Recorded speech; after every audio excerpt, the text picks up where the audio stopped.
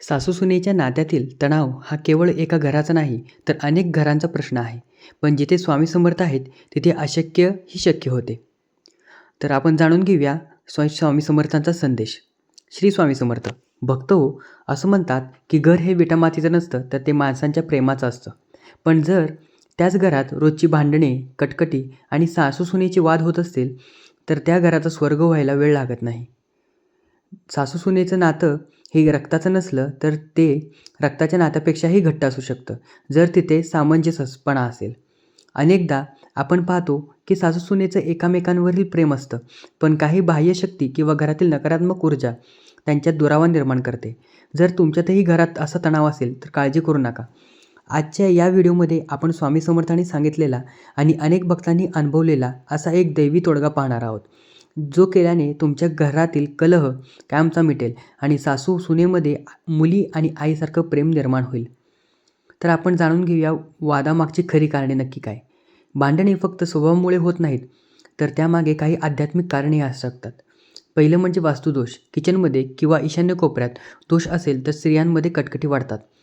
नकारात्मक ऊर्जा, बाहेरून आलेली नजर किंवा मत्सर यामुळे घरातील सुख शांती भंग पावते. तिसरं म्हणजे ग्रहांची स्थिती. पत्रिकेत मंगळ किंवा शनीचा प्रभाव असेल तर रागावर नियंत्रण राहत नाही. स्वामी समर्थांची सेवा ही केवळ देवाची भक्ती नाही, तर ती घरातील ऊर्जा शुद्ध करण्याची प्रक्रिया आहे. जेव्हा घरातील नकारात्मकता दूर होते, तेव्हा विचारांमध्ये बदल होतो. हा उपाय अत्यंत साधा पण तितकाच प्रभावशाली आहे. हा उपाय सलग 5 किंवा 11 गुरुवार करा. तर आपण जाणून घेऊया नक्की विधी. गुरुवारी सकाळी लवकर उठून घ्यावे. अंघोळ करावी. स्वामींच्या फोटोसमोर 2 पांढरी फुले ठेवावीत. पांढरा रंग हे शांतीचे प्रतीक आहे. एका लहान वाटीत थोडी खडीसाखर किंवा साखर ठेवावी. स्वामींसमोर बसून सासू आणि सुनेचे नाव मनात घेऊन प्रार्थना करावी. हे स्वामीराया, आमच्यातील कटुता संपवून आम्हा दोघांमध्ये गोडवा निर्माण कर. यानंतर श्री स्वामी समर्थ मंत्राची 1 माळ जप करावा. सर्वात महत्त्वाचे, ती साखर घरातील दुधात किंवा जेवणात मिसळून ग्रहण करावे, विशेषतः सासू सुनेने. याचा परिणाम साखरप्रमाणेच तुमच्या नात्यात आणि संवादात गोडवा निर्माण होण्यास सुरुवात येईल. स्वामींचा आशीर्वाद त्या अन्नाद्वारे तुमच्या शरीरात किंवा मनात प्रवेश करेल.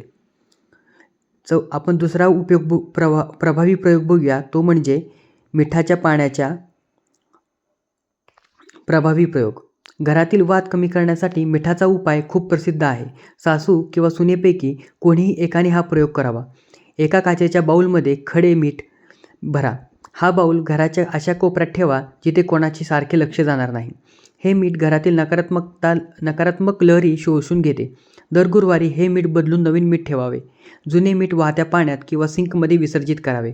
यामुळे घरातील जडपणा कमी होतो आणि मन हलके होते. जर भांडणे खूप विकोपाला गेली असतील, तर घरामध्ये सकारात्मक स्पंदने वाढवणे गरजेचे आहे. तर आपण जाणून घेऊया त्यासाठी आपण नक्की काय केले पाहिजे. पहिलं म्हणजे तारक मंत्र. दररोज सकाळी आणि संध्याकाळी घरामध्ये मोठ्या आवाजात स्वामींचा तारक मंत्र लावा. या मंत्रातील निशंक होई रे मना या ओळी घरातील भीती आणि संशय दूर करतात. गुरुचरित्र वाचन. जर शक्य असेल तर घरातील पुरुषाने किंवा स्त्रीने गुरुचरित्राचे किंवा स्वामी सारामृताचे वाचन करावे. ज्या घरात गुरूंचे गुणगान गायले जाते तिथे कलहाचा प्रवेश होत नाही. स्वामी समर्थ नेहमी सांगायचे की दुसऱ्याला बदलण्यापेक्षा स्वतःमध्ये बदल घडवा. जेव्हा सासू किंवा सून रागवत असेल तेव्हा दुसऱ्याने शांत राहावे.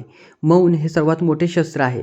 किचनमध्ये जिथे स्त्रिया जास्त वेळ असतात तिथे स्वामी समर्थांचा एक छोटा फोटो, भिवू नकोस, मी तुझ्या पाठीशी आहे, हे वचन नक्की लावा.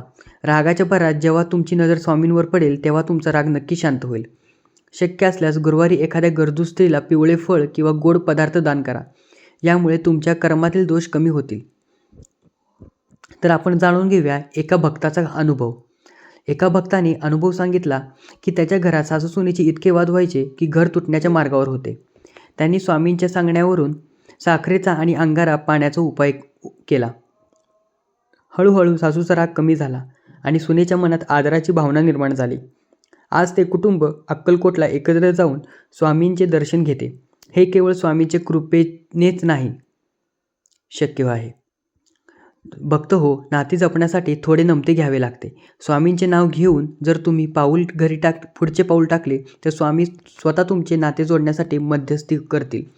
हा उपाय विश्वासाने करा आणि तुमच्या घराचे नंदनवन करा. व्हिडिओ आवडला असेल तर लाईक करा आणि कमेंटमध्ये श्री स्वामी समर्थ नक्की लिहा. जर तुम्हालाही असा काही अनुभव आला असेल तर तो इतरांशी शेअर करा. चॅनलला सबस्क्राईब करायला विसरू नका. अशक्य ही शक्य करतील स्वामी. श्री स्वामी समर्थ.